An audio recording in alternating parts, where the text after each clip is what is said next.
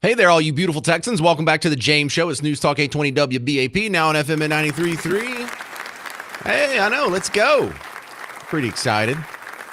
Got a lot going on the show today. We're going to start off with Brian Kilmeade, the guy from Fox and Friends. Yeah, that Brian Kilmeade. Joined by Brian Kilmeade. You know him from Fox and Friends and also our sister station, KLIF 570 AM. Welcome back to WBAP. What brings you to town, Brian? I got a big event coming up tonight at 6 o'clock. Hopefully everyone will see me down there. It's going to be free. Just a chance for me to interact with the listeners. It'll be tonight at Community Beer Company, 3110 Commonwealth Drive, and it'll be from 6 to 8. So see everyone in person. So I went to the event last summer, and a couple of things that I noticed. Number one is it filled up. I got there right before it started, and I had to stand like a chump at the back of the room with all the other late people. So we had to move it to a much bigger venue this time. So Community Beers, you see it when you're coming downtown. It's at 35 in Commonwealth. If you're coming out of town, it's right before the 183 split. The other thing I noticed at the event you had last year is Daryl Johnston was there, and I didn't know we were going to have the Moose. And I looked at Bruce, and I was like, Bruce, I didn't know you booked Daryl Johnston. He goes, I didn't.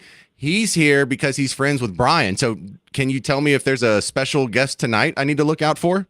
I've listened. He's right in town again. He lives there, and they have the UFL is there. So he might come down again. He's been a great friend to the show, and my son actually works with the UFL. So Daryl's is kind of his boss. So he's been on with us for about 20 years. Now he's a Fox broadcaster. So when I first got at Fox, he was just at the tail end of his playing career. But, man, he has established himself as a business person. Brian Kilmeade, y'all are having just a great run over at Fox News. Fox and Friends just as strong as ever. How big can your ratings get?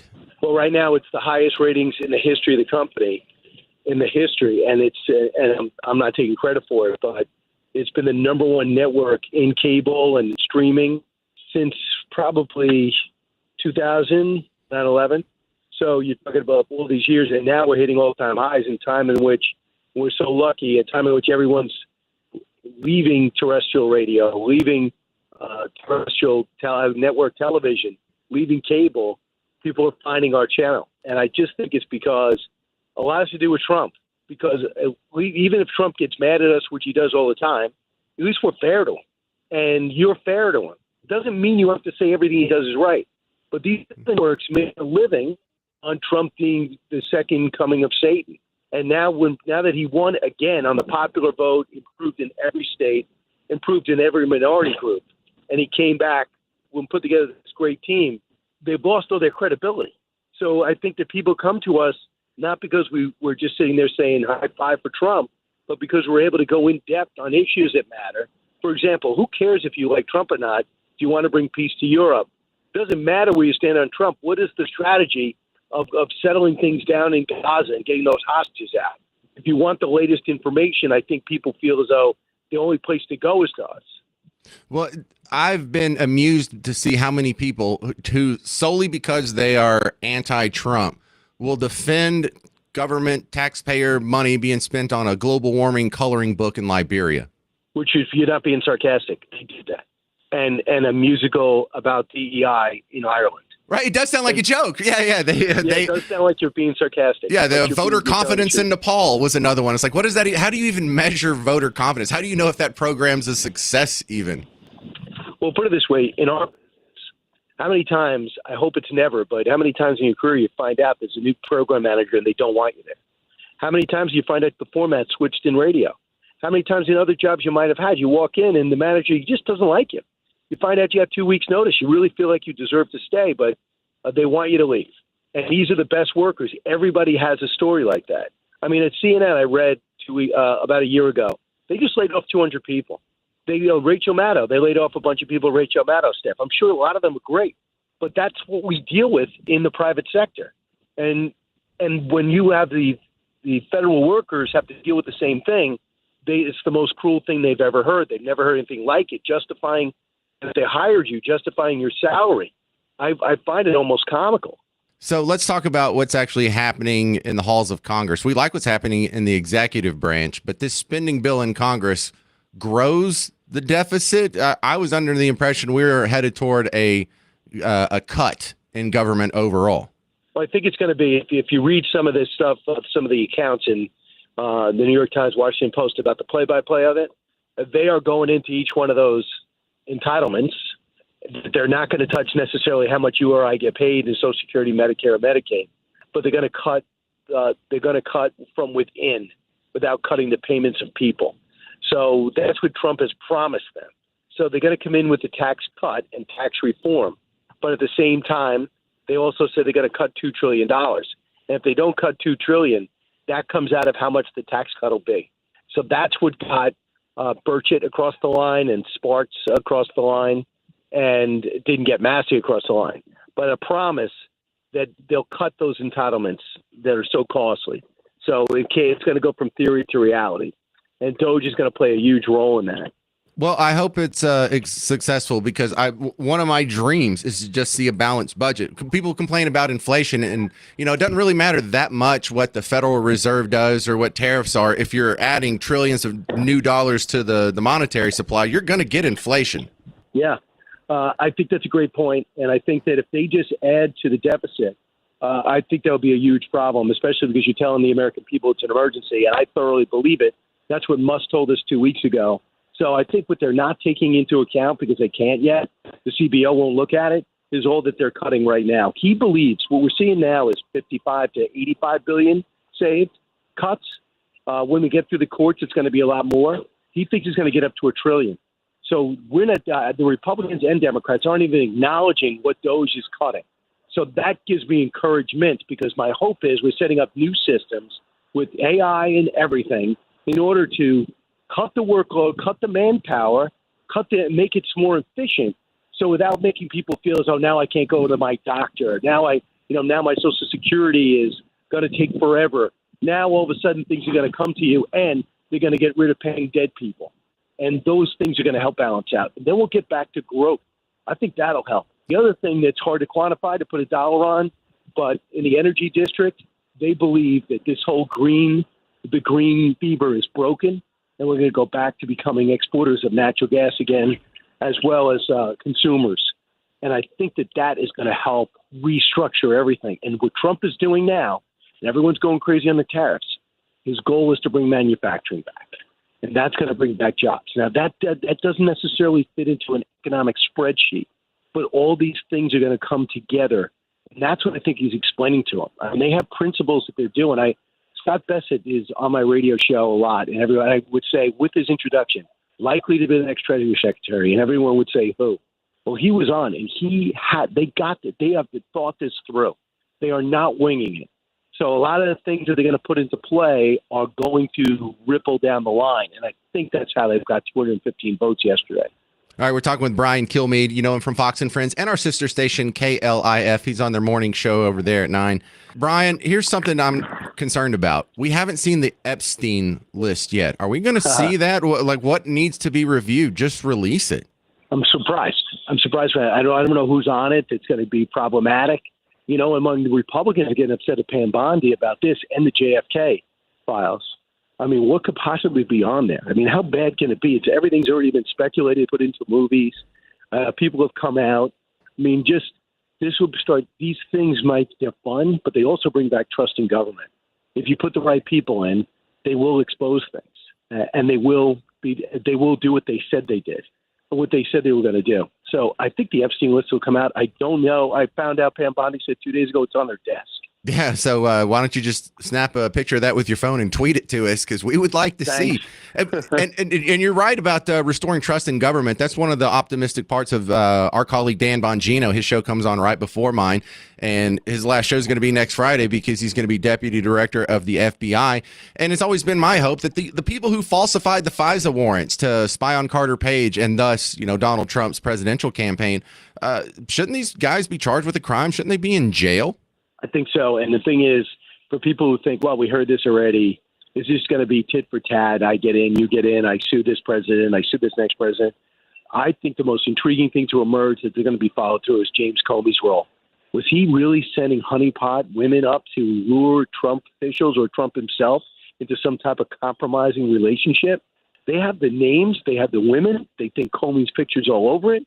And when that emerges, because this guy puts himself out as a sanctimonious guy doing everything he can to stop Trump. But man, can you imagine?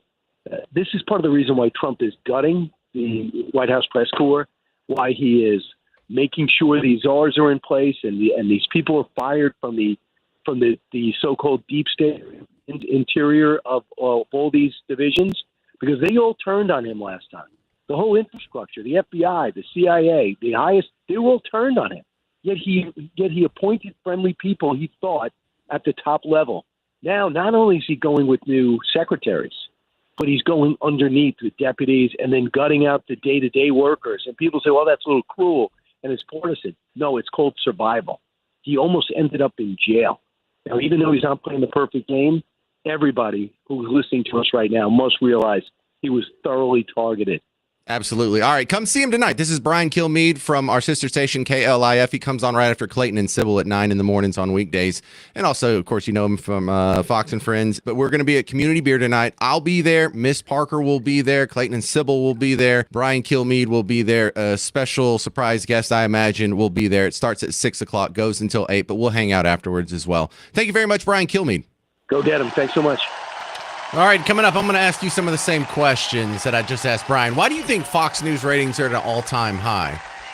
Will we see the Epstein list? 800-288-9227. I'm James Parker. It's News Talk 820 WBAP, now on FM at 93.3.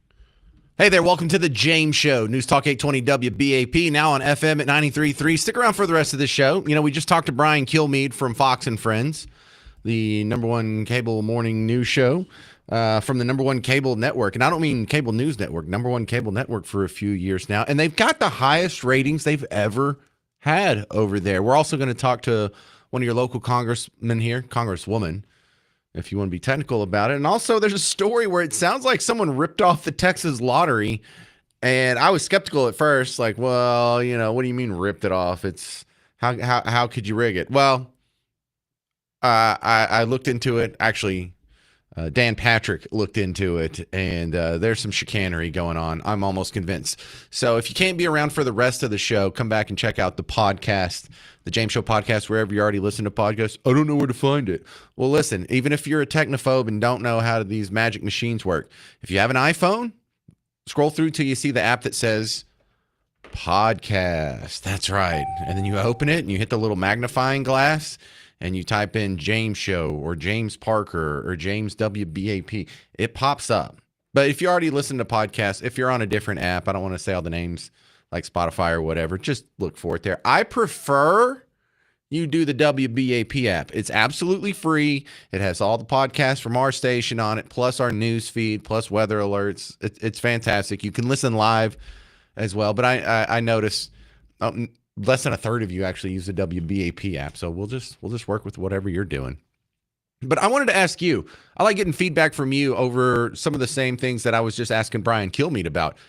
What's your explanation for why Fox News ratings are at an all-time high? Because I think some people are misreading this, both on Team Blue and Team Red. I think my Republican and Democrat friends are kind of looking at this and seeing what they want to see. Because at the moment, you see the news is at an all-time high. And if you're on Team Blue, the things that'll make you feel better is, well, they're competing with nobody.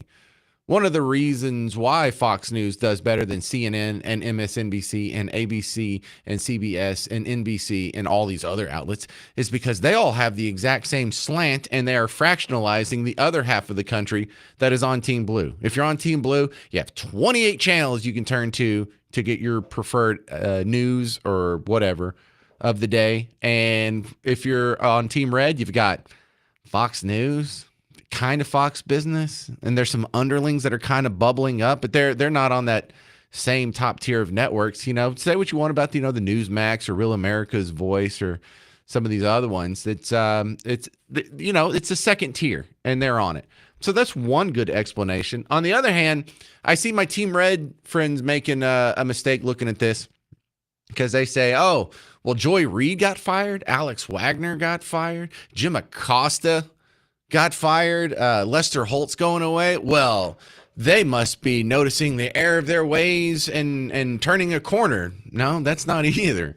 They have low ratings. They're going to try and put some other people in there, but that doesn't mean they're not going to have the exact same slant on the news or the exact same agenda, or you've made any progress whatsoever. So why do you think Fox News has all-time high ratings? Is it because of Trump? Is it because the American electorate really is changing? Has there been a red wave? 800-288-9227.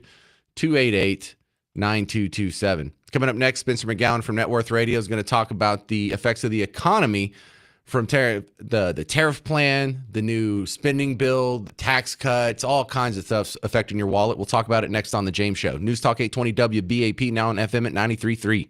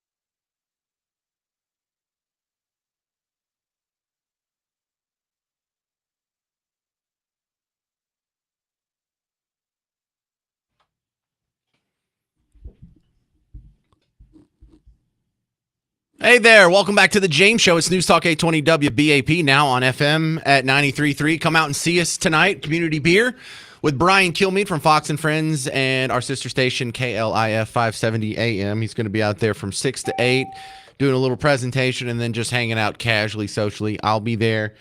Miss Parker will be there. Garrett over on the board will be there. Clayton and Sybil from the KLIF Morning Show will be there. I make no other promises besides that. Back to the headlines here. We're seeing some progress on some fronts, and we're seeing some things go backwards on other fronts. How will all this affect your money? You know, Doge is cutting a whole lot. We have a spending bill that's on the table. Will it extend the tax cuts that are supposed to expire at the end of the year? Will it balance the budget so we don't have to print any more money and we can get a handle on inflation? It's coming at you from all kinds of angles. Here to make some sense of it, Spencer McGowan, Net Worth Radio, back on the James Show. Welcome back, Spencer. So I saw the tariff tit for tat is not done yet. More are on the way if things don't change. I imagine some things will change. Are you expecting, just generally speaking, tariffs to have a significant effect on the economy?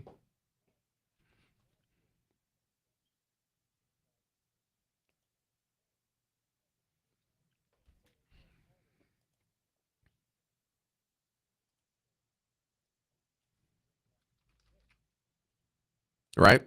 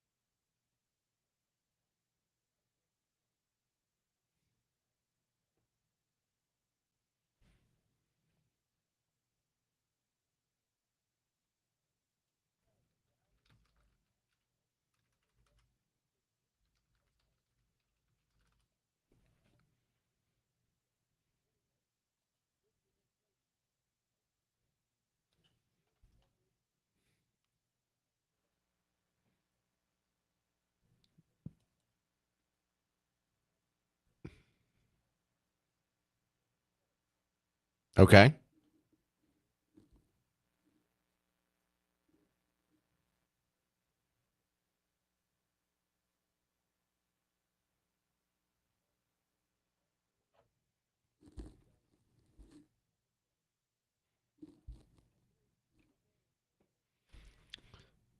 Well, if you're caught off guard by some of the results from these policies, I think people are just too loose with the terms that they're using, because they use the term inflation, and what they mean is prices are going up. A lot of times when you and I are using the term inflation, or the Federal Reserve or other economists use the term inflation, they mean an increase in the money supply. So the spending power of your dollar is smaller, and that's sort of the technical definition of inflation, and they're not the same thing.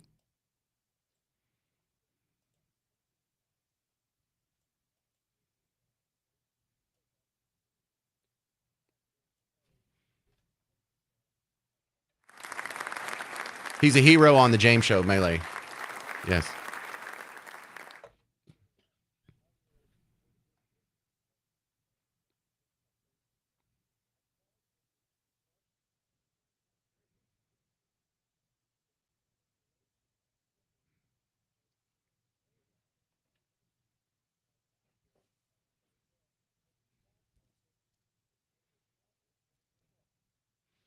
Yeah, so take notes, guys. Let's get that all done. And look, another thing about the tariffs is when people factor in, well, if the tariffs are going to go up and we buy all this stuff from China, then everything at the store is going to be 25% higher if you put a 25% tariff on all these things. It's like, no, we could source them from different areas. We could maybe get something that's 5% more expensive if we sourced it from India instead of China, or Malaysia instead of China, or Indonesia instead of China, or Vietnam instead. There's all kinds of substitutions that happen. We could opt for a local something that's made locally instead, and even though it costs a little bit more, it's still better for the economy in the long run. So I think a lot of people are just rushing to come up with bad headlines.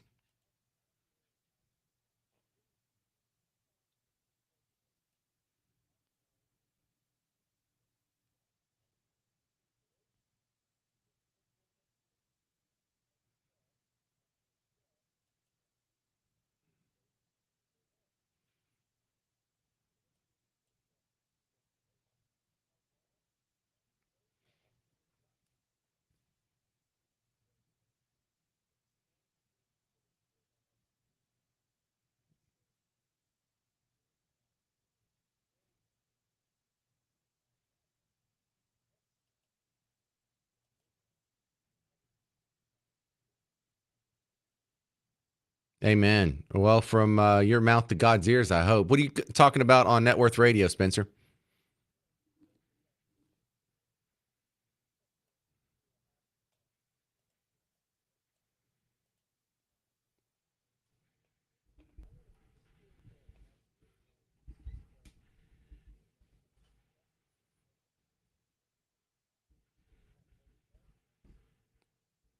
Yeah, Nikolai.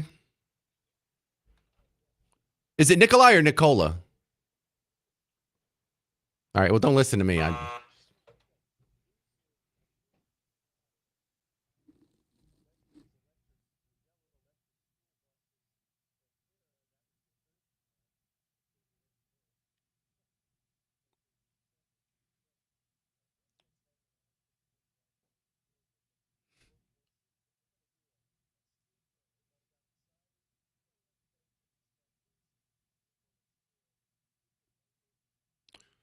I want to hear that because we did that on the James Show last year. There was Lordstown that went out of business. There was Smith Electric that went out of business. You've got a long list there. So, Mr. McGowan, I look forward to it, sir.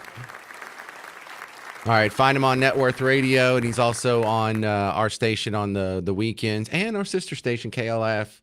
He's on there on the weekends as well. All right, your thoughts on all this economic front? 800-288-9227. 800-288-9227. We'll get into the latest on the Doge back and forth in D.C. on the James Show. It's News Talk 820 WBAP, now on FM at 93.3.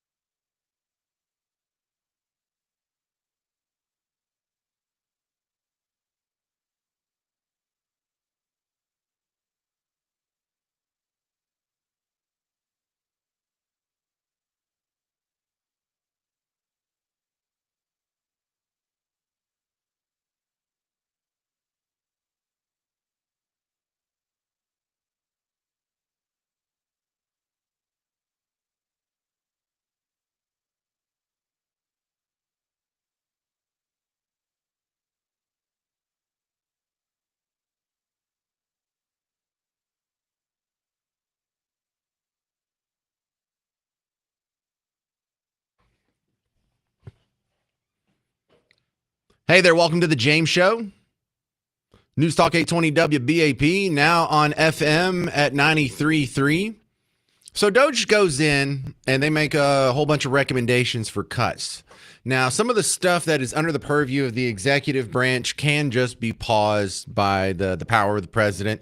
The Constitution is quite clear that he is the executive over the executive branch, and he has the first and final and last say over the goings on, the hirings, the firings, the spendings, the what have yous in the executive branch. So a lot of that can be stopped altogether.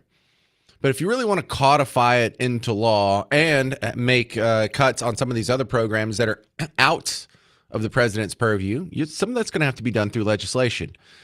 So what's really important is the legislation that is being debated right now for the next spending bill. We had the debt ceiling show off between the election and the inauguration. They kicked the can. That's supposed to come due sometime next month. And we're really going to see if it's going to go back to business as usual or if we really are going to get some significant spending cuts. Now, I do enjoy ending the global warming coloring book for Malaysia or wherever that's going. But that's not going to get us down to the $2 trillion in cuts that we need just to balance the budget. And that is my ultimate goal. Can we balance this budget? You know, because I would like to pay down the debt. I'd like to pay off the debt. I'd like to not run a deficit. But this all starts by balancing the budget. And then we get all kinds of other good side effects that we've been missing. You know, once we balance the budget, inflation crawls, if not completely stops. If we can balance the budget and keep growing the economy in the midst of a balanced budget, the purchasing power of the average man's salary actually increases. Prices actually go down. And I don't mean down compared to their inflated dollar cost. I mean nominally down, something that you rarely see in your lifetime outside of like big screen TVs and computers. So I know it's not sexy. I know it's not a fun topic, but I am focused like a laser in this House bill that just passed because this is where the rubber meets the road. I'm not sure if I like this. Now, it passed just yesterday with a vote of 217 to 215. There were a couple of Republican holdouts, and pretty much all the Republicans who voted for it, except for one, Thomas Massie. Now, you got to watch out for old Thomas Massie because a lot of people think he's just a jerk who says no to too much stuff, kind of like Ron Paul used to do. But Thomas Massie is the guy that I am probably most closely aligned with, philosophically speaking, in the House. So if he doesn't vote for it and all the other Republicans do, I go in this with an open mind thinking I probably wouldn't have voted for this either. Now, it's a massive reconciliation bill. And the number one thing that we're all worried about is will it extend the 2017 tax cuts? Because that actually does affect you and me and pretty much everyone listening, everyone that files taxes, at least. This affects you because your standard deduction went up. And when they say, you know, there's a tax cut just for millionaires and billionaires, BS. Anybody who had a tax liability got a cut. If your tax liability was already zero, you didn't get a cut because it's mathematically impossible for you to get a cut. So it's not really fair to say, well, the poorest among us didn't get any tax cuts, but the richest 1% did. Well, okay. Technically speaking, you're right, but you're totally misrepresenting that on purpose.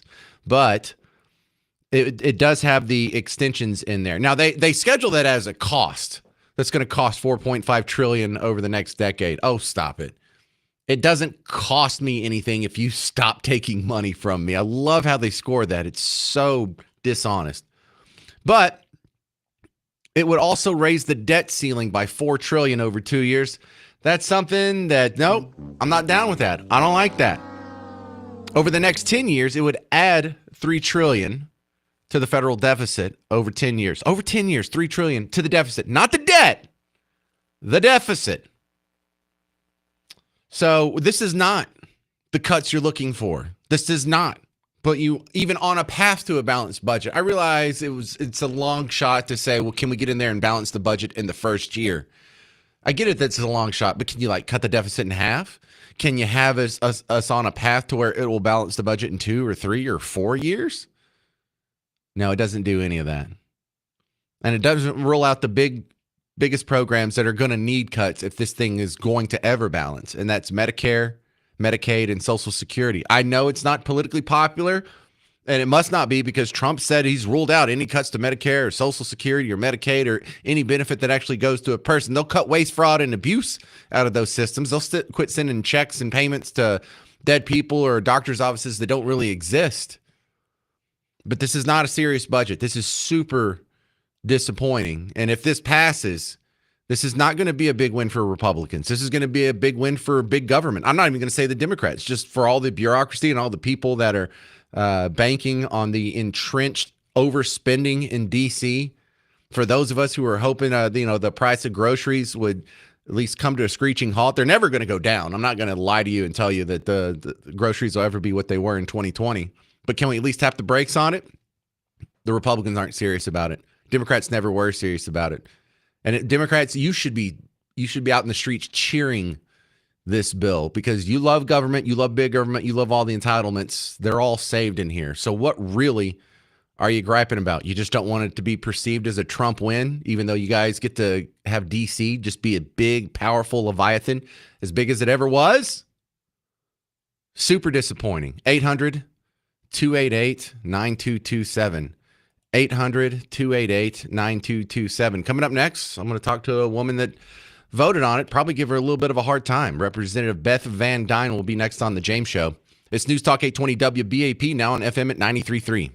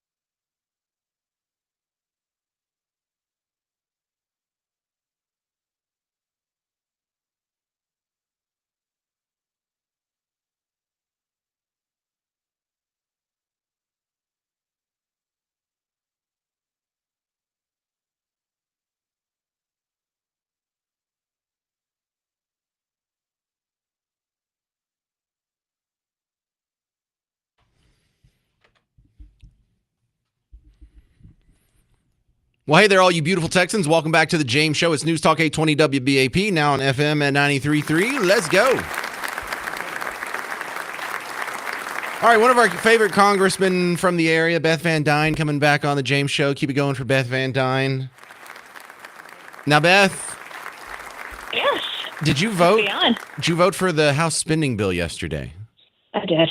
All right, from my point of view, I don't like it. It doesn't balance the budget. It doesn't put us on the path for a balanced budget. It doesn't eliminate big chunks of agencies. It doesn't get rid of the Department of Education and all kinds of other things I hope for. I did like the extension of the 2017 Tax Cut and Jobs Act, those tax brackets. But other than that, it hasn't done any of that yet. We still actually have to pass a tax bill. This is just a budget. This is just a budget bill. And basically what this bill did was it defined some of the goals that each of the committees is going to have to come up with. For example, we're going to have to find $2.5 trillion worth of savings. ENC, the committee, has been charged with finding, $880 billion worth of savings. So, yeah, was this everything that I wanted? Absolutely not. But we are trying to figure out how to increase the debt ceiling because we don't have a choice. The reality is we're going to hit the debt ceiling, and you do one of two things: default on all the loans, which would basically lose America's dollar and as being the global currency, which would lead to an immediate, economic downturn for the country at best. Or two, we had to raise the debt ceiling. So we had to figure that out. We have to figure out how we are going to, for your point, happy that the Tax Cut and Jobs Act gets extended. We actually have to pass a bill. We have to pass that as part of one of our reconciliation packages to include the extension of the TCJA. So we're going to have to figure out how to pay for that. Now, the House is looking at finding and identifying $2.5 trillion worth of cuts. The Senate, on the other hand, we're having a little bit of a debate in the Senate. They are not as supportive. They are not as, I would say, hawkish fiscally, looking for those pay-fors. So, yes, it was we lost one Republican vote last night. I know that President Trump was on the phone with some folks who were wavering their support, but this at least puts us on the right track of cutting the spending and giving this administration the tools that it needs to continue moving forward. Because I don't know about you, but I love what they're doing. Yeah, so why can't we just balance the budget? We should. We should be able to. I think I'm one of the only people in Congress who've actually passed 12 balanced budgets. I did that when I was mayor, not because I couldn't figure out how to spend more money, not because I didn't have staff and a city manager who was telling me we had to spend more money, or that I didn't have citizens who were saying, hey, these are the projects we want more money spent, but because by law, we had to. Right now, what we're trying to do is figure out how we can have a deficit neutral, which is basically balancing the budget. Right. How we can have a deficit neutral approach. But here's the problem. If we were deficit neutral, we still have over $36 trillion in debt. We're spending $1 trillion to pay for our debt servicing. And we're not paying that for services. There's no programs that we can cut. That's how much we're paying right now to cut down on our debt. So we have to figure out how to not only get deficit neutral, but also, start paying down the debt, because I think that's part of the worst thing that we have done in Congress is to allow that to continue. Well, I find this incredibly frustrating because I have one party that wants to keep growing government. I have another party that wants to grow government just a little bit slower. And I've lost interest in supporting people who are going to grow government. I mean, how do you convince me to support Team Red in a time like this? I don't know. I have been a big fan of getting rid of the regulations, which I think automatically reduces the size of government, because people, when you add more regulations, you add more, bodies in there to be able to market the regulations, to be able to enforce the regulations. So I think that's the first place you start. I have been really disappointed in GAO, because that's like their job, is to make sure that we don't have duplication, that we don't have waste, fraud, and abuse, and they really haven't done their job. So I have reintroduced on a couple of bills. GORAC is one of them, which talks about having third-party audits on our agencies. I think that should be automatic. I think, if we're not doing it internally, that we should have third parties that do that. Identify where there is, duplicative efforts. Identify where we're having massive amounts of waste, and then actually get rid of it. Other bills that I have introduced, 117th, 118th, and 119th Congress, have to do with regulations. identifying across all the agencies what those regulations are, how much they cost, because they never do that. You notice that? They've had $1.3 trillion worth of increased regulations in the last 4 years under Biden. But has anybody actually seen that? So taking the regulations, how much they cost, and then on the flip side, making sure that the agencies have those budget negatives. So whatever the cost of a regulation is, they've got to find another regulation to get rid of. Another bill that I've recently introducing, and this is to kind of go along with what Trump's policies were, is that for every employee, he's saying that for every employee that in the federal government, for every employee that you hire, you have to lose 4 until you get to a certain number. And I've actually introduced legislation that would do that to specifically get rid of the waste. So at what point does the Republican Party, and I'm not blaming this all on you, Beth, but is there any time where y'all say, okay, we can't keep increasing the debt ceiling. We have to stop it now. 38 trillion, is that enough? Is 40 trillion the magic number? Like, how much debt are y'all willing to tolerate before you actually do put your foot down and say, I'm not voting for anything that doesn't balance the budget immediately? Yeah, so I was one of the 34 that didn't vote for our continuing resolution last year. And I'll tell you, I got a lot of grief on that. Some people called my office and they said, if Trump's supportive of this and he asked you to jump, the only question you should ask is how high. I am absolutely supportive of President Trump's mission. I have supported it. I was in favor of cutting regulations in this whole DOGE effort before it was ever a thing, before President Trump ever walked down those escalators back in 2015. But I have continuously voted against the increases in spending. And I am a firm believer that we need to get back to pre-COVID numbers, which, if you remember, were already really high. So I cannot speak for all of my Republican brethren, but I can tell you I've introduced legislation that would shrink the size of government, and I have not voted for any of the increases in the spending that you've seen. Doesn't the bill you voted for yesterday increase spending? It increases the cap, but what we're looking at is having a deficit neutral. So again, it's identifying the $2.5 trillion of cuts to try to get down that government spend. I find this really frustrating. You just voted for a bill that increased spending, and then you spent like four sentences. No, I said it increases the debt limit. What we're trying to do is make it deficit neutral, so it's cutting the $2.5 trillion. Okay, but if you increase the debt limit and we're not deficit neutral, you're voting for a spending increase. The ball's going to keep rolling. The spending is going to increase, and you didn't vote no on it. So this is not. I think you're confusing. Increasing the debt ceiling, we're already going to hit that. There's two realities. You either default the interest rates that are growing on it, even if no. See, I don't. That's a Hobson's choice. You have more options than either raise the debt limit or we default on the spending. No, we're hitting it in June. We're hitting it in June. And we don't have to if Congress would stop it. You're in the position to stop it. You go to conference meetings and you're in caucuses with people who are supposed to stop. You recognize those checks have already been written for the debt. You're hitting it. Even if we didn't spend another dollar tomorrow, you're hitting it. Make cuts. You can make cuts. You can stop. What we're doing right now, which is exactly what we're doing right now. So at what point are the checks are not already written? That $2.5 trillion is exactly what we're aiming at. And I'm in these meetings with the speaker. I'm in these meetings with the whip, and I'm saying we can do better. But this is what we were told the last time the Team Red was in power. Y'all, when Trump 1.0, there was continuing resolutions. I haven't been here when Team Red has been in power. And I'm trying to be fair and not put this all on you. You're right. My second 2 years, we didn't have the White House and we didn't have the Senate. So basically what we were pushing for in the House were messaging bills that we knew were going to go nowhere, which is why I am very optimistic right now that finally we may only have a one-member majority, one vote majority. You can only afford to lose one vote, which is why, last night was back and forth.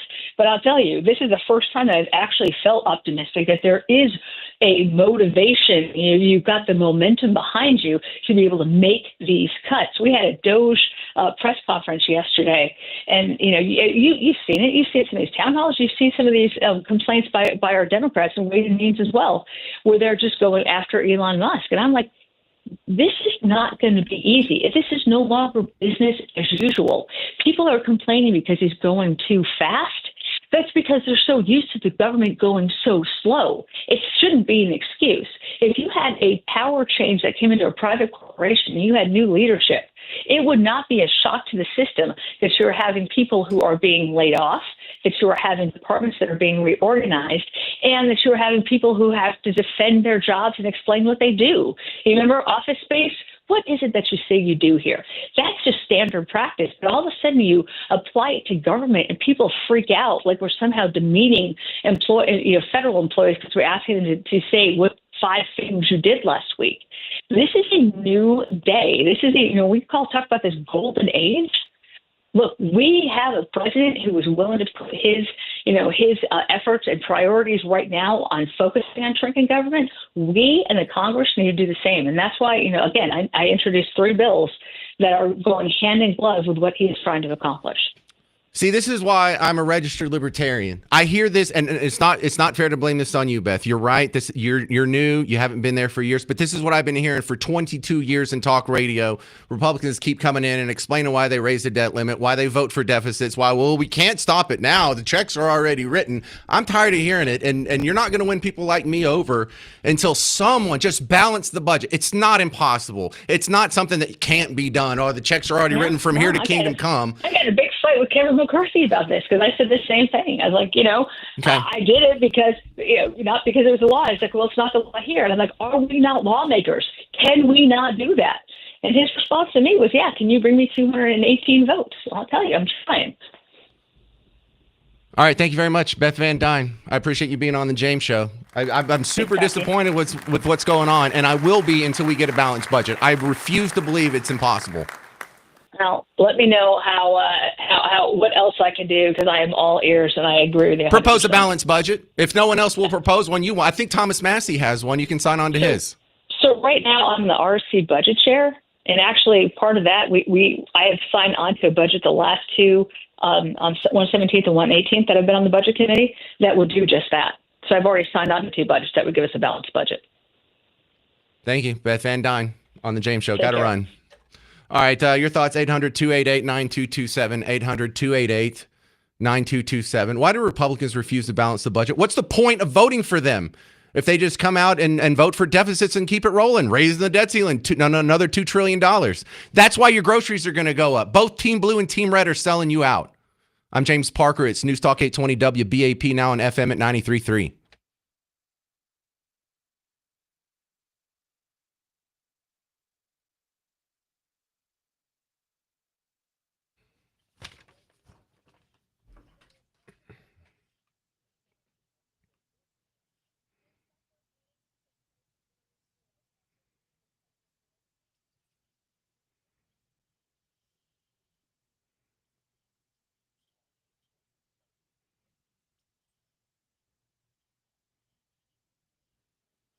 Hey, sports fans. James Parker here for the Prize Picks app. Add a little bit of fun to the sports you're already watching with America's #1 daily fantasy sports app.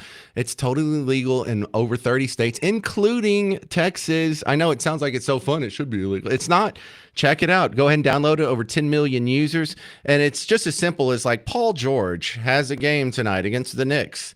What you're looking at is 26 points. No, 26 points, rebounds, assists. If you add all those together, will it be more or less than 26? And then if you're already going to watch that game, you have a little bit extra interest on top of it because you can turn a little bit of money into a lot of money. You do that with 2 to 6 players. You have a full lineup, and your winnings could be 1,000 times your cash.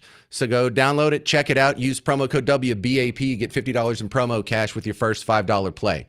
Download Prize Picks, use promo code WBAP. With that first $5 play, you get $50 to play with, and you can have a little bit of fun, a little bit of extra fun with the sports you already enjoy. Prize Picks, run your game.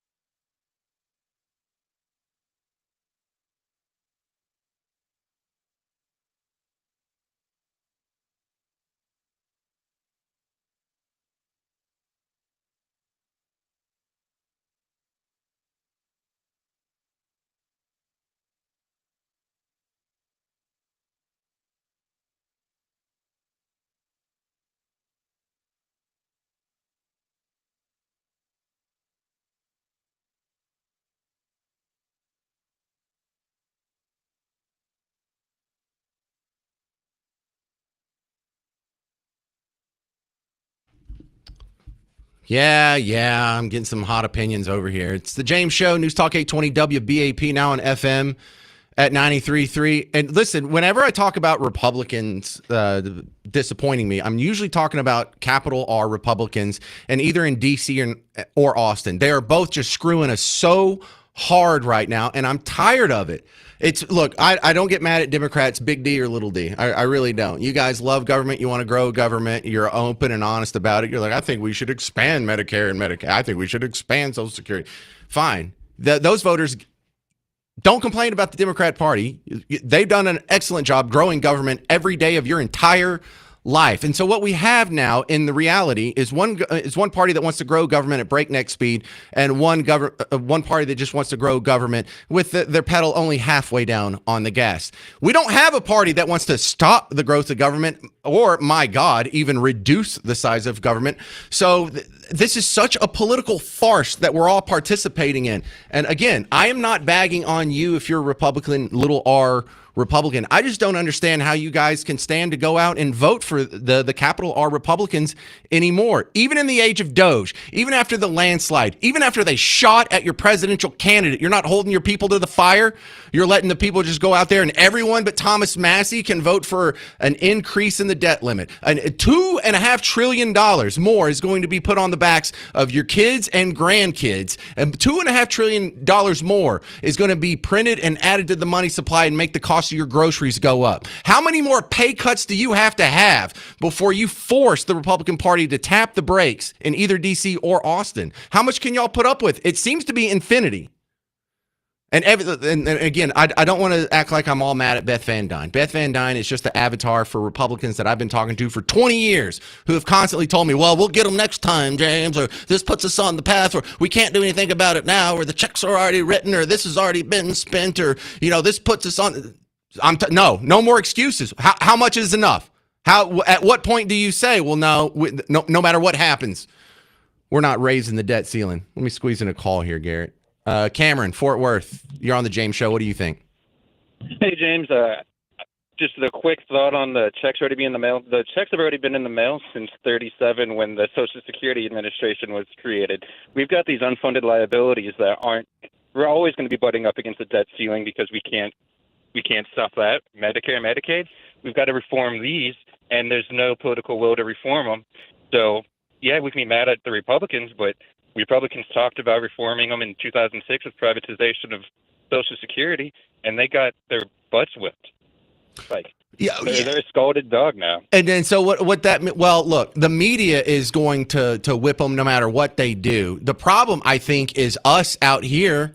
We just send the incumbents back, even though they give us $2.5 trillion more in debt. The problem is like, I don't know if I'd blame the voters or not, because at no point in our lives, Cameron, have we ever gone to the ballot box and been able to vote for the limited government party, the party that wants to reduce the size of government. You've only gone to the ballot box and voted for the big government party or the even bigger government party. So I don't know if that's on us, the voters, or not, but it seems to be a real interesting facade how no matter who we go into the ballot box and vote for, we're going to get bigger government. And if you were an elite and like a dictatorial elite and wanting to maintain some sort of class system, this is kind of the ruse you would put up there, this false choice between capital R and capital D. It doesn't matter what you choose.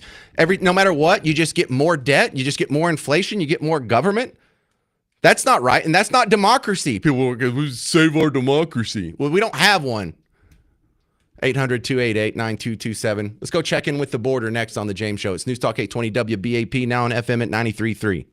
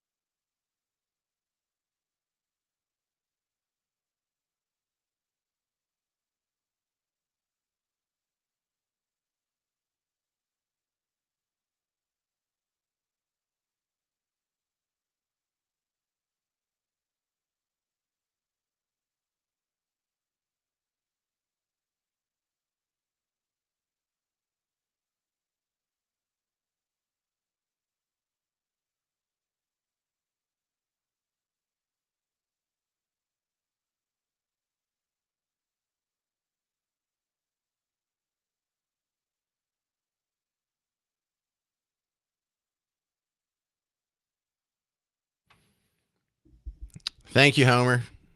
Appreciate it. Thank you to the people reaching out, whether you liked it or not. Getting some strong opinions on the Beth Van Dyne interview. Understandably so. Listen, I think I was fair. What you heard is 22 years of me being a talk radio host and hearing the same excuses and you realize we hadn't balanced the budget in over 22 years. Doesn't matter who's in charge, who's in the White House, who's in charge of Congress, who's in charge of the Senate. Just every year we hear the same thing. Well, we got to raise the debt ceiling. We can't default on our debt. Well, this puts us on a path to a balanced budget. I'm serious about this. Is the last time. I'm not doing this again. And then here we are. Just tired of hearing it. And for those of you who's like, I'm never listening to the James Show again. No, that's not one of the options. You come back and you listen every day. I want you to suffer. And plus, if you listen for a couple more weeks, I'll probably change your mind on some of these issues. What's going on at the border? We asked Victor Avila, former ICE agent, back on the James Show. Dude, there has been a lot of immigration news in the last week, so let's get you on the show, Victor. Absolutely. Great to be back with you, James. I mean, we got immigration issues. We got IEDs killing Americans on the Mexican side. What is this, Iraq? I mean, this is what we've been talking about for a long time, is to inform the people around the country about what the cartels are actually like. Yes, they're foreign terrorist organizations, and I've been one of those that has been advocating for them to be designated, and I'm so glad that they finally are designated as foreign terrorist organizations, because that's what they are. They've been terrorizing not just Mexico, but us, and killing our youth almost at a rate of 300 a day with deadly fentanyl poisonings. This designation, James, is a game changer. You're already seeing the DOD resources, by the way. We already are on the border. We're patrolling Mexican airspace with the permission of Mexico, by the way. A lot of people don't know that. We've got special forces, American special forces, training their Mexican Marine special forces. And we got the drones flying, gathering all the intel. I'm telling you, President Trump is setting the platform. He's setting the ways and the foundation for what I believe is to come, maybe not right away, because we're going to go after their money and their assets, which is what the designation actually does. But the military part, I think, is going to be down the road, and we're going to set it up to maybe first take out these super labs that they have of methamphetamine and fentanyl in Mexico. All right, let's talk about what happened at Colony Ridge. There was a raid there, and that had already been in the news and on a lot of people's radars, especially those people that listen to WBAP. This was the suspected illegal immigrant community. We found some MS-13 gang members who had been previously deported and whatnot, and it's almost exactly what you expect, kind of a den of thieves. Absolutely. Colony Ridge is a mess, and believe me, there's a lot more than this. Is just, I think, the beginning. Maybe some of them will see the law enforcement activity that happened yesterday and just self-deport themselves and leave. But we're not going to tolerate this anymore, whether the state of Texas did or not, whatever happened there. The fact is that they had this area, by the way, this area is huge. I've been down there. It is huge. When you drive in there, you got houses that are complete, incomplete, paved roads, non-paved roads. And yes, there's a lot of illegals there. Yes, there's cartel members there, weapons, drugs, sex trafficking in our state of Texas, right outside of Houston. What the heck are we doing? So this activity by Tom Holman yesterday was very much welcomed. So what happens with that IED situation? I saw the headline. I didn't read the story. Give me details. American rancher goes over to this Mexican ranch, which a lot of these ranches are on both sides of the border, by the way. And he goes over. He's in his pickup truck with two other people, and he literally drives over an IED. It explodes, kills him and another person. There's a third person in the hospital. An IED, and I got some pictures that from the Mexican media where they're very much aware in Mexico that these IEDs have been placed around the border. There was another takedown and seizing of a bunch of guns and other IEDs and bombs that on the other side in the Sonoran Desert that they sent me. Man, I'm telling you, the cartels are right now, they're getting very desperate. The border's getting sealed, and they still need to bring their drugs across and the people. And they're having a hard time, coming in between those gaps. By the way, those gaps are still there. We still need to seal them, but they're still going to try to smuggle it. And these IED explosion, it really puts you in a perspective of what we're actually dealing with. Terrorists, because terrorists deal in car bombs, IEDs, and gun belt filled machine guns and all of that. And this is what we have to think about, because you have to understand the cartels, the way they actually think and operate, so you can actually combat them and take them out. Well, my plan for putting the cartels out of business is just to legalize all drugs. And I don't mean weed. I mean all drugs. And, that would pretty much put them out of business. That would get rid of around $30 billion revenue stream for them and handicap them more so than anything else. Wouldn't that do a lot to solve some of the cartel violence that we see? Hey, I love you. I respectfully disagree with that. Most people do. I just want to get your thoughts on it. I know. Well, I saw when I lived in Colorado. It was when Colorado was one of the first states that legalized weed, and everybody was so happy. They thought the weed was all grown. No, you know what happened is the weed trafficking from Mexico to Colorado skyrocketed because the cartel said, "Oh, great, it's legal there, so we get to bring it in there now." And a lot of illegal activity added to that, a lot of problems that a lot of time is not being reported because of the legalization. And that was just weed. I can't even imagine what would happen if you legalize heroin and cocaine and fentanyl. Well, Bayer and Merck and Pfizer never get in any shooting wars, so I figured it would just be dealt with the way other legal pharmaceuticals are, and some of which are even more addictive than weed. Probably so, but I don't think we're there yet. I think people want to eliminate the groups that are dealing in these substances, Victor, and then we'll go from there. What happened when we got rid of Pablo Escobar? Did that drug business stop for a second, or did you just move to the next cartel, move to the Cali cartel, move to whoever gets? It did move over. It came from Colombia to Mexico, and Mexico took over.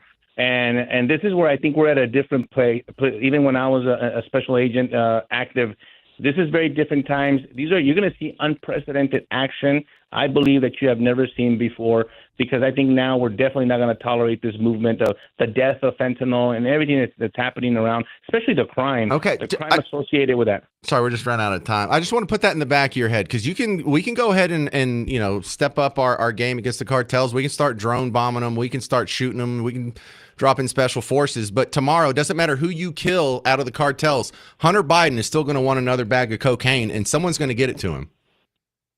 Yeah, we really have to put that supply and demand, and the demand is a big problem. I fully understand that. Let's get rid of that supply to make it harder on demand and help those that need that help within, maybe not Hunter Biden, but someone else. All right. We'll have to agree to disagree, but I appreciate the work you're doing with the border and keeping us updated. Victor Avila, appreciate it, sir. Thank you. Thank you. Plus, you got to check out his book. Man, just the summary on his book. He was working the border years ago, lost a partner. It's a terrible story, but very compelling stuff. Victor Avila, regular on The James Show. What do you think? 800-288-9227, 800-288-9227. I promise I'm not trying to disagree with all my guests today. It just kind of comes up. Your thoughts. I'm James Parker. It's News Talk 820 WBAP, now on FM at 93.3.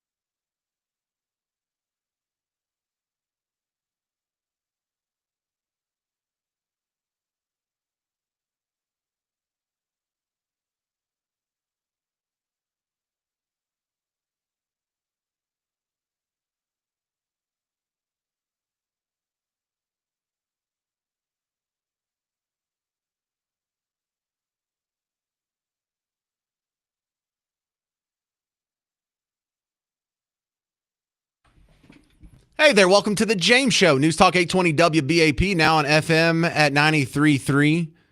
Yeah, we have measles in Texas. It's the first big outbreak in a long time. First death in America in 10 years from the measles.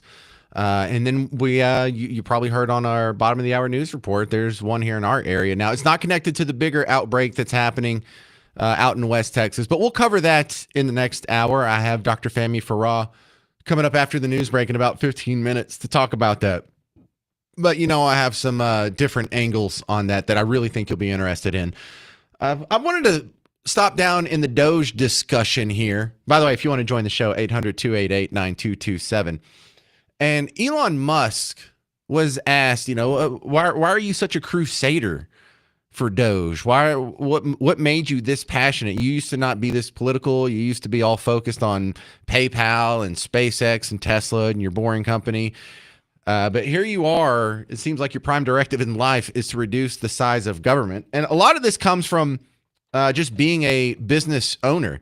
Business owners know exactly what I'm talking about when we talk about overregulation. You people, especially like home builders, you got to get the health code inspection, and then you got to get the building inspection, and then the fire inspection. You got to get all these pencil neck nerds to come out and tell you, well, the toilet's got to be 8 inches further away from the wall. It's like, well, how do I move a toilet main? I don't care. Well, that'll cost me $30,000.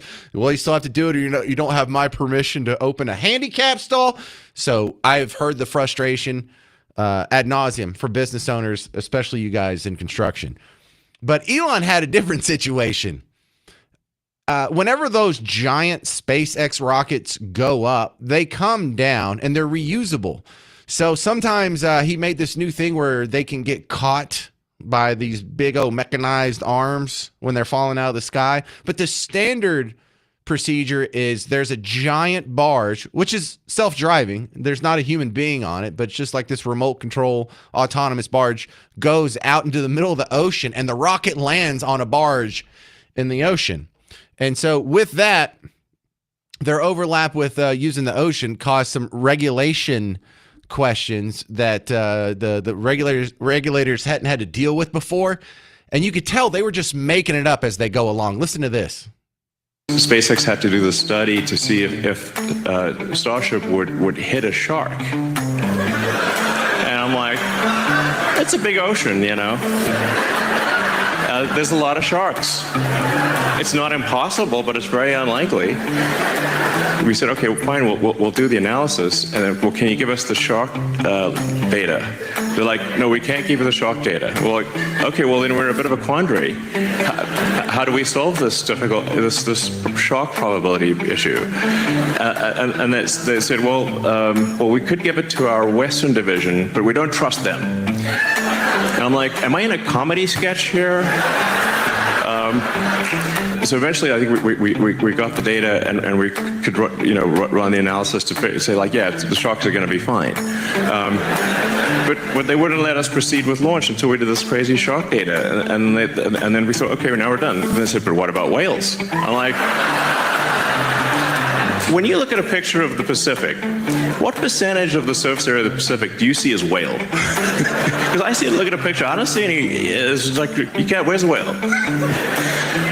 And honestly, if the ship did hit a whale, it's like, honestly, that whale had it coming, because it's like the odds are so low. It's like Final Destination, the whale edition. It's like fate had it in for that whale, and so we had to do the whale analysis. And it's like, okay, yeah, the whales will be fine too, It goes on.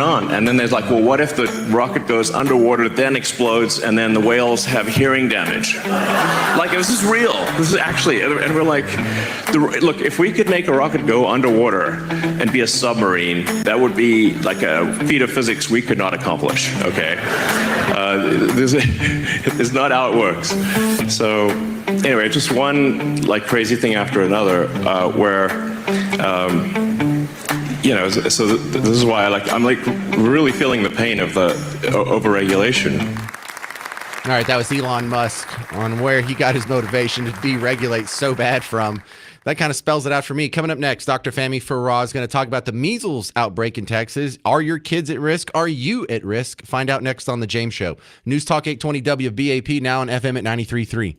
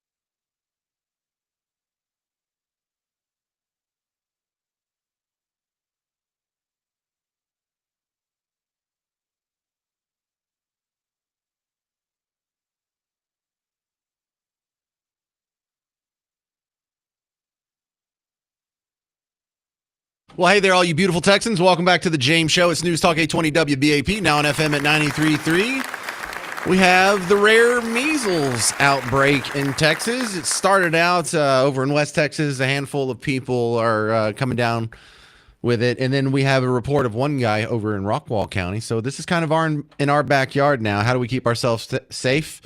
Let's ask Dr. Fahmy Farah back on the James Show. Welcome back. How you doing? You got measles? Hey there. Well, thankfully, I don't have measles. And yes, this is very concerning that it's coming so close to home now. All right. I think I got the measles vaccine when I was a kiddo, so I don't have to worry about it forever, right? Well, yes, if you're vaccinated, a booster every couple of years is necessary even for adults. What? No, I've never had a booster in my life, or at least in adulthood. You talk to your primary care doctor. There are certain viral conditions where boosters are necessary. So but for the most part, if you've been vaccinated as a child, you are safe. Wait. So then what are the boosters for? Either I need a booster or I don't. Do I need one? Yeah, boosters are very, very good because even though you have some immunity with, when you get it as a child, but that immunity can wax and wane over time. And so that's the reason why boosters are necessary. But even without a booster, you do have some immunity. All right. The people that I worry about the most are those who are unvaccinated. And I think that's where the focus is right now is, a lot of parents are choosing not to vaccinate their children. There's a whole anti-vax movement going on, and that's part of the reason why the measles that was gone is kind of coming back. All right. So how did this get introduced to this community? Well, just like the pandemic, we live in a very global society right now. So once an outbreak starts anywhere in the world, really, it doesn't take very long for it to travel. And it could have been someone coming from from outside the United States or another state, somewhere far. But point is, it doesn't take very long for it to travel with how global of a community we live in now. And so, especially when it comes to a virus, especially with something like measles, it's very contagious and it spreads easily. It's sometimes airborne, just from a simple sneeze or handshake, you can spread that fairly quickly. So my children, they're all like grade school age. One of them's in high school. Do I have to worry about them getting the measles? You do. For the most part, the spread that we're seeing right now, it is in children. So if they're vaccinated, they should be a lot safer. But, it's always better to take precautions like make sure if you're, wearing masks, if you're sick or if somebody is sick nearby, maintain distance, washing hands. All those preventative measures are important. So is this something that we should just expect to slowly die out and we won't think about it again in a couple months? That's the hope. But, with something like measles, it can spread. I'm not so sure that it's going to die down within a few months. That's the hope. Yeah, and we have one death now from measles. That's got to get a lot of people's attention. How do you recognize measles in your own kid? So some of the beginning symptoms will be very much like any other viral illness. People typically have, fatigue, just body aches, and fever. A lot of times people will start with high fever in the beginning stages of measles, followed by a very typical type of rash. It's like a reddish rash that starts in the facial region, and then it slowly travels down into the neck and the torso, and then the rest of the body. So if you have a combination of those where you're fatigue, feeling bad, body ache, like symptoms, followed by fever, followed by a rash, that's very likely to be measles, especially in the setting of an outbreak, and that does require medical attention. Well, Dr. Fahmy Farah, you said something earlier, like, you just check out, ask your primary care physician. I hate to just out myself as some sort of caveman here, but I'm 47, and I haven't been to the doctor in my adult life. Does that just horrify you as a medical doctor? Well, actually, you're not alone in that. Unfortunately, many adults fall under that category. So, and it's not just for measles. I think it's a good idea for you to get regular checkups at least once a year or once every 2 years by your primary care doctor to stay up to date on everything. But I mean, you say that I haven't had a regular checkup in 27 years. Like the last time I went to a doctor for a regular checkup, I was playing athletics in college and I had to get a physical. That's literally the last time. Oh, wow. Yeah, I definitely recommend you to get in with your primary care doctor and get some basic checkups done, like, just your routine lab work, just to make sure that your lipid profile, which is your cholesterol levels, are okay, that you're not diabetic, that your thyroid is fine, your kidneys, liver, all of those, they can creep up. A lot of times people don't get symptomatic until pretty late stage. So, and many things are preventable, like heart disease, for example. You may have high blood pressure. High blood pressure doesn't show up with any kind of symptoms. That's why it's called the silent killer. So I definitely recommend you to see your primary care doctor. And to all the listeners, it's very important that you get yourself checked routinely. That's not very convincing. I'm not don't bring up lipid profiles if you're trying to get me to the doctor. That's not sexy. Here's what I was thinking. We have a sponsor on WBAP, Viascan. It's one of these clinic. I don't know if they're even technically a doctor, but you go in and they do a bunch of scans on you and zap you with radiation. I was thinking about doing that to make sure like my heart wasn't about to blow up or something. Is that legit in your eyes? Well, to be honest with you, I don't think that's a replacement for a physician checkup, because they just do so much more and it's targeted. It's more unique. Every person has different set of risk factors, and so it's individualized care with the doctor, right?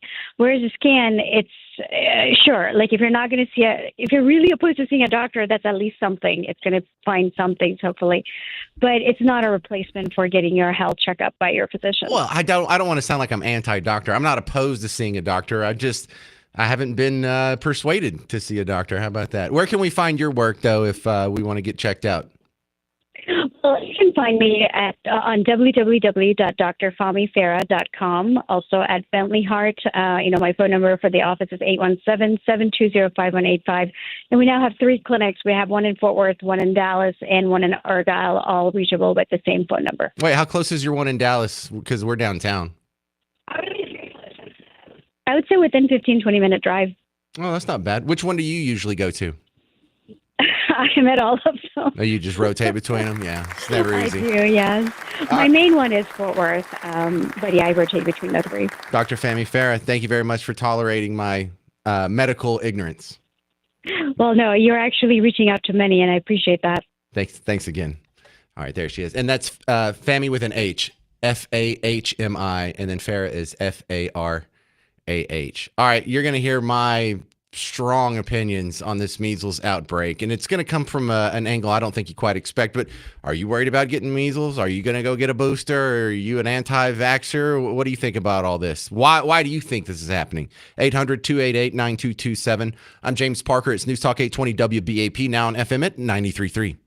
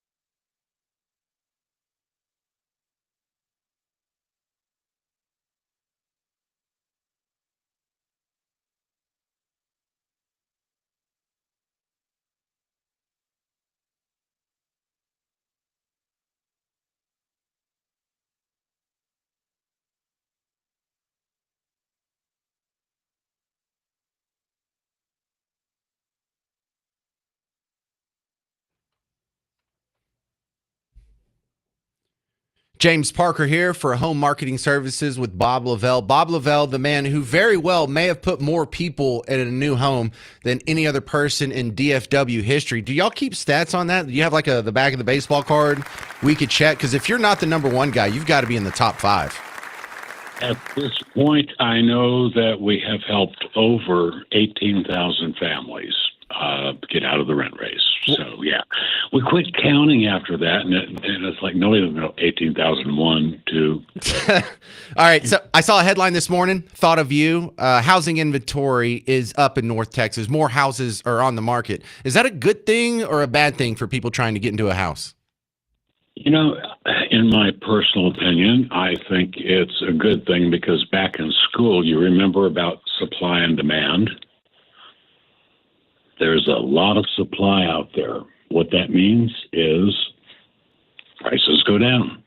And we had one the other day that it was a good example of that. The people went out there without us. They cut their deal.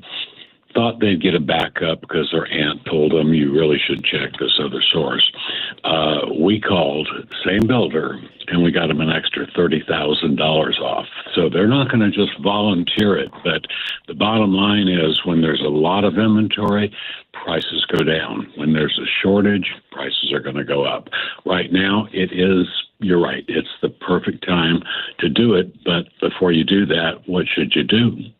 Well, you got to call Bob. Make sure you qualify. You got all your ducks in a row. 972-392-9595.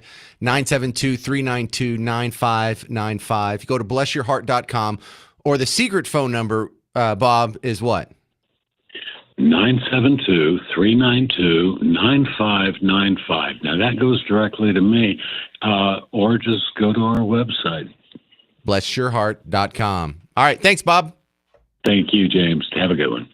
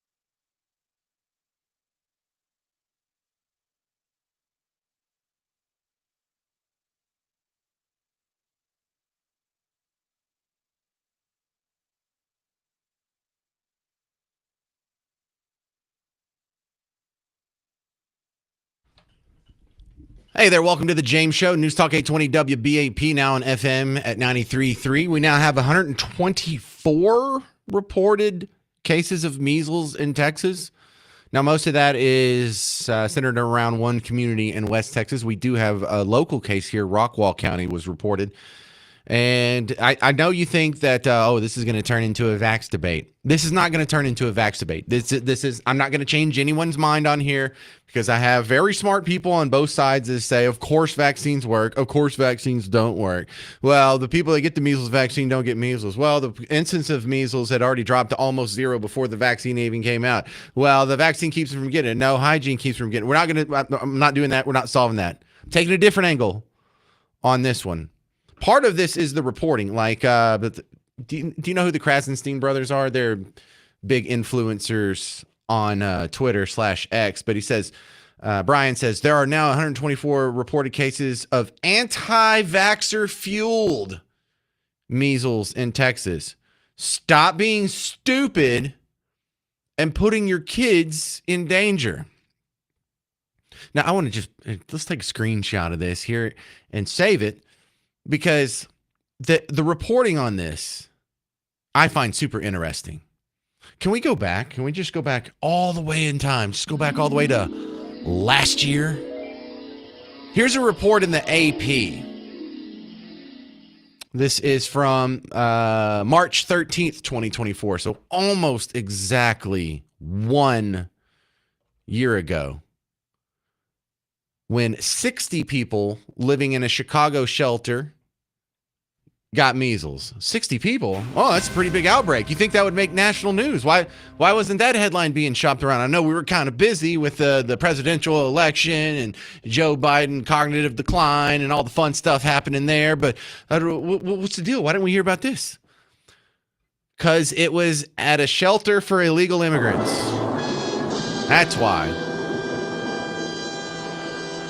Started out with 8 people in a Chicago shelter, and then 10 infections were reported, and they kept adding to that until they got up to over 60. Now, the shelter they were at houses about 1,900 people, according to this AP report. But you notice it didn't get picked up and put on the headlines and thrown all over your social media feed and talked about on CNN and MSNBC. I don't remember Brian Krasenstein making a post about how stupid these people were for putting themselves in danger by not getting their vaccine. I didn't know it was it an anti-vaxxer fueled outbreak in Chicago? Because that's not what the AP said. Did they blame illegal immigrants like they do? Here, look, let me go to the AP story for what's going on in Texas right now, and we'll compare it to how they reported it, because I think you'll see what this is really all about. It says, a child who wasn't vaccinated died in a measles outbreak in rural West Texas, state officials said Wednesday, the first U.S. death from the highly contagious respiratory disease since 2015. School-aged children had been hospitalized, died Tuesday night amid the widespread outbreak, Texas' largest in 30 years. Since it began last month, a rash of 124 cases had erupted across 9 counties. Now, they bring up RFK, the nation's top health official and vaccine critic. They also bring up the fact that this is in a religious situation. You know, those dumb old Christians don't listen to science, getting their kids killed. If only they listen to the experts. Because check this out. I love this one sentence here. Like, my God, did Rachel Maddow write this? It says, the virus has largely spread among rural, oil rig dotted towns in West Texas, with cases concentrated in a close-knit, under-vaccinated Mennonite community. Health Department spokesman so-and-so said in Gaines County. Gaines County, which has reported 80 cases so far, has a strong homeschooling and private school community. Also, one of the highest rates of school-aged children in Texas who have opted out of at least one required vaccine, with nearly 14% skipping a required dose last school year. So they managed to squeeze in all of these qualifiers and all these modifiers and all these adjectives that really don't belong there. What does it matter if it's in an oil rig dotted town? What does it matter if they're urban or rural? What does it matter if not only we know they're Christian, we know the specific denomination? Because they hate all those things. They hate rural America. They hate the oil industry and the people that work in it. They hate Christians, or at least Christians that actually follow through with their principles and live a Christian lifestyle. They hate people who homeschool. They hate people in private schools. So they managed to tie all of these things around the unvaccinated measles outbreak. But in the AP article last year, when we had almost as many, over 60 people in an illegal immigrant shelter, guess how many times the word illegal was used in this whole article from the AP that's like 15 paragraphs long? That's right, 0. 0. It doesn't even come up. Why? Well, because they don't want to have to tell information that could possibly make the general public think less about their preferred protected class. I mean, you can't even find the word immigrant in here. They just use the word migrant. Like they're just going from point A to point B. They weren't coming from another country and stopping here, which would make them illegal immigrants. No, they're just on the move, staying in a shelter for a long period of time. But yeah, other than that, so we don't have the word illegal in there, and we don't get the word immigrant in there. Does it mention their immigration status? Does it mention the fact that illegal immigrants are more likely than the general population to not have their full schedule of vaccines? Don't you think that's important medical information to include in a medical story like this?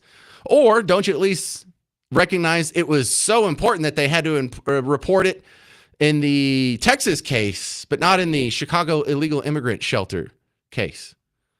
So there's some selective reporting going on here. This is just a great excuse for them to put out information that makes people suspicious, especially urban people in a Team Blue bubble, to be suspicious of people in the oil industry, to be suspicious of Christian communities, homeschoolers, private schoolers, anti-vaxxers, all that. But they don't even mention any of these. So it just follows another pattern you'll see. Yeah, a kid died of measles, and that's absolutely terrible. But is it really a national newsworthy story? One kid died. Why does it get plastered all across headlines?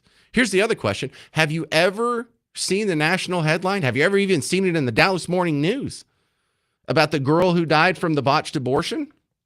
Without getting any specifics, does it never happen? Of course, it happens every year. Does it ever get reported on? No, it doesn't. Because the point of the news isn't to keep you safe. The point of the news isn't to have you up to date on these medical issues that could have a negative effect on you. It's all political, baby. It is all about, let me report on this story if and only if it's the narrative, if and only if it makes my political allies look good or my political opposition look bad. Oh, they'll report on every kid that's accidentally killed in playing with a firearm. Oh, some kids were goofing around with a gun. He accidentally shot his friend. But never the botched abortion case? Not one? Never? It's never newsworthy. That's interesting. Because if that's the case, then you're not really concerned about the suffering or the safety of little kids. You're just exploiting the suffering and death of children for your political agenda. Nice job, media. Real ghoulish stuff. Coming up next, Sarah Gonzalez from the Blaze TV. More protests are happening in Dallas, and she's the one that likes to throw herself in the middle of it. She's a fun one. Stick around. It's The James Show. News Talk 820 WBAP, now on FM at 93.3.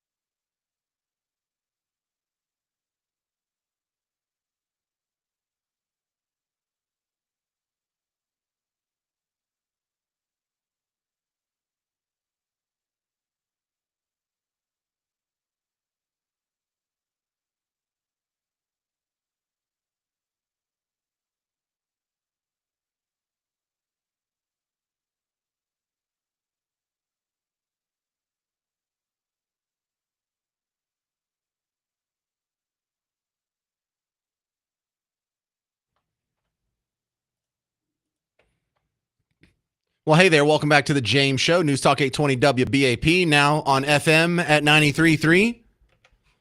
Well, we got a fun event coming up tonight at Community Beer, Commonwealth. It's at Commonwealth and 35. Just when you're coming out of downtown Dallas, take 35 up, exit Commonwealth. It's on your left. Brian Kilmeade is coming in town tonight from Fox and Friends, and he also does the mid-morning show on our sister station, KLIF. He comes on after Clayton and Sybil at 9 o'clock in the mornings on weekdays. But he came in town last summer. We packed the place in Irving, so we moved it to a bigger location today. So that starts at 6 o'clock, and there will be an actual presentation of sorts. They're going to do a little bit of just a live show from 6 to 8, and then we'll hang out afterwards. I'll be there. Garrett, the producer over here, will be there. Clayton and Sybil will be there. Miss Parker will be there. Hi, Miss Parker. So come on out. It's a good time. If you need directions, ask your phone. Your phone knows where Community Beer is. Or you go to communitybeer.com. You go to WBAP.com. If you really want to get the info, meet me out there. I'm probably going to get there right at 6. I got to get out of here and put up the podcast, and then I'll head out from downtown. My next guest coming back on from the Blaze, the great Sarah Gonzalez, who also did some work at Texas Scorecard, one of my favorite Texas outlets. Welcome back to the show.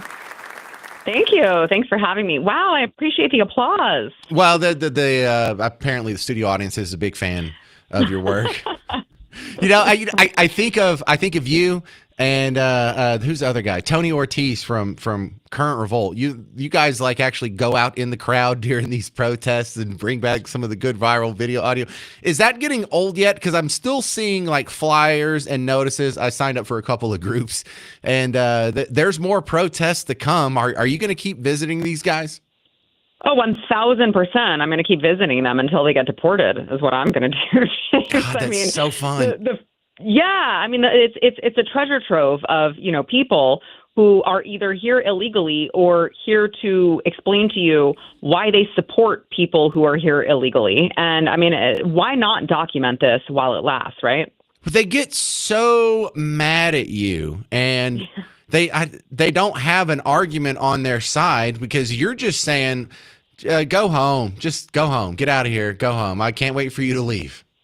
Yeah, well, I mean, especially when you're going to be waving the flag of your home country. I mean, if you love your home country so much, you should go back there. And if you want to apply the right way, you can apply the right way. And if we feel like you have marketable skills deserving of being in this country, then we can let you in a legal manner. I mean, that's just the way that every single country is run. Surely it's not too much to ask for the greatest country in the world to be run the exact same way. Yeah, and I love the irony where they're saying Viva Mexico. I'm like, no, you need to Viva Mexico because technically that means you live in Mexico. You live, yeah. Viva in Mexico, please. But the event I'm having you on to talk about today is happening tomorrow. You're having a Fall in Love with Dallas event hosted by you and Lieutenant Colonel Alan West. Imagine the people listening are hearing about this for the first time. What's happening tomorrow? Yeah, sure. So we are going out with the Dallas County GOP, having a social mixer to talk about local municipal elections and why they're so important. Because people, listen, I could talk all day about how Donald Trump has just been, every day it's like Christmas with all of the promises that he has been delivering on. But the fact of the matter is local elections really affect people's everyday lives far more than any sort of federal election could. And so, you look at the county of Dallas, you look at the city of Dallas, and you see crime, homelessness are at all-time highs. And there are a lot of representatives in the county of Dallas who are just not paying attention to what their voters want. And so this is a chance to go out and hear from the candidates so that people can select the candidate that they actually feel is going to solve the problems. And on top of that, Dallas County has started their very own Doge, I hear. And so they are trying to root out the waste, the fraud, and the corruption, the abuse of the current Dallas City Council. Oh, my goodness. We need that here. Yeah. So the Doge that they have formed in Austin, I hear is a total farce. Brian Harrison was telling me that it has a bunch of rhinos in it, and they have no intentions of cutting the government. But Doge Dallas, we totally need that. Can we just start with DART? Can we rip up all the tracks and write a public apology to the taxpayers? Right, exactly right. And so, it's about darn time that, someone, anyone, any organization comes in and starts holding these representatives, whether it's the city council, whether it's a congressman, whether it is just a state representative or a state senator, whoever it is, they all need to be held accountable to the Dallas County taxpayers. And so that's what we're there to do. I know it's, February is, of course, Valentine's Day month. So I know they're kind of, leaning into that. They said, wear your best red or pink and be prepared to learn some stuff and listen to the candidates who are trying to run to reform Dallas. So where is the event tomorrow? So the event is, I believe that it is in Addison. It is. It's at Beltline in the Tollway, but the address is that whole shopping center that has like the Whole Foods and the Yard House and the Lazy Dog. It's that whole shopping center. Do we know which part it's going to be in, or do I have to look that up real quick? You should look that up real quick. Okay. It's Suite 540. That's what I can tell you. Suite 540. Okay. Yeah. But I did hear you talk about the community beer, which I'm like, wow, I want to go to an event at community beer. But I would say the same thing that you said for that event, which is your phone can find any address if you just put 5100 Beltline Road, Suite 540 into your phone. You can be guided there. But I would also encourage everyone to go to the DallasGOP.org website and get your ticket.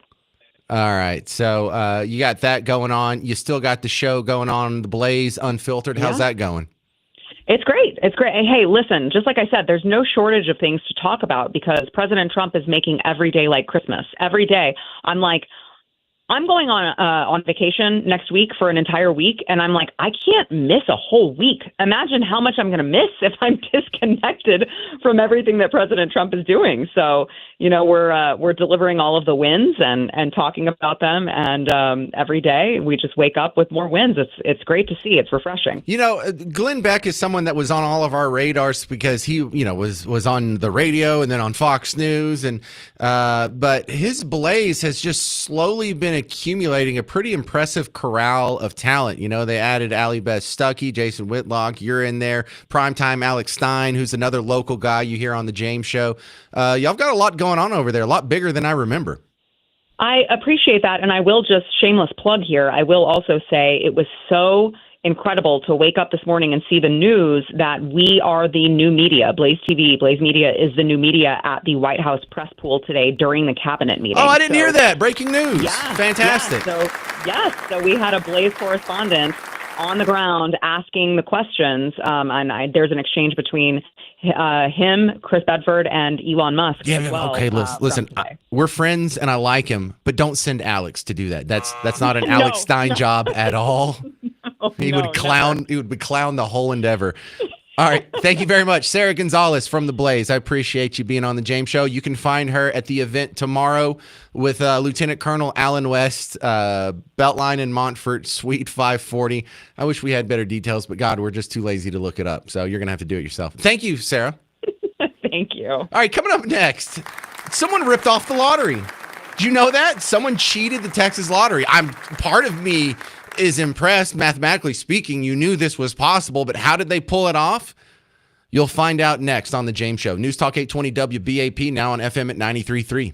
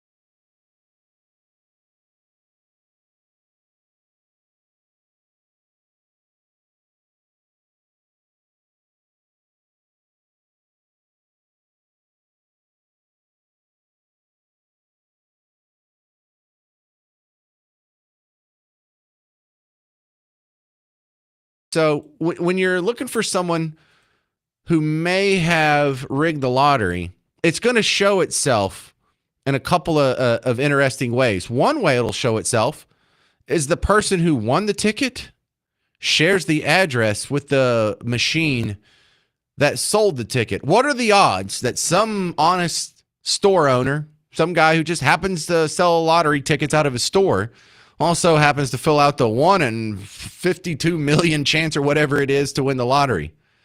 Pretty long odds.